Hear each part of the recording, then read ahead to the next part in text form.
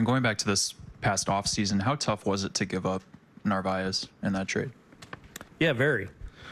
Yeah, very tough. Narvi, beloved in our organization just for who he is, but also, we know just what a talented catcher he is too, and obviously really starting to come into his own offensively as well. So, yeah, it was hard to give him up, but sometimes you have to make tough moves to make other things plausible. Chris. I know it's a small sample, but what have you seen out of Loizaga so far? He's given up a lot of hard contact. Yeah, lefty's given him a little bit of trouble. I feel like he's throwing the ball really well. Stuff was really good. Really has been for the last couple months. Maybe a little bit of just still getting settled into the season after missing a complete year. That last level of just really being sharp. But I feel like stuff-wise, he's been good. He's been efficient. He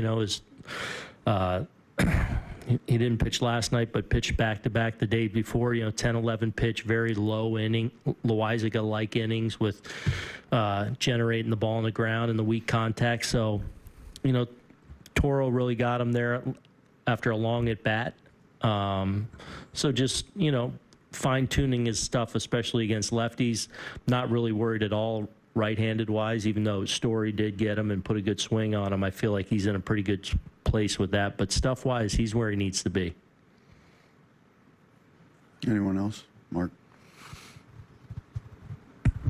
Just overall, what do you take from the series with the energy levels and also just last 2 days, Boston, The what level? The energy levels with Yeah. Yankees, Red Sox, and also last 2 days, them just scoring a lot of runs and, answering back here. Yeah,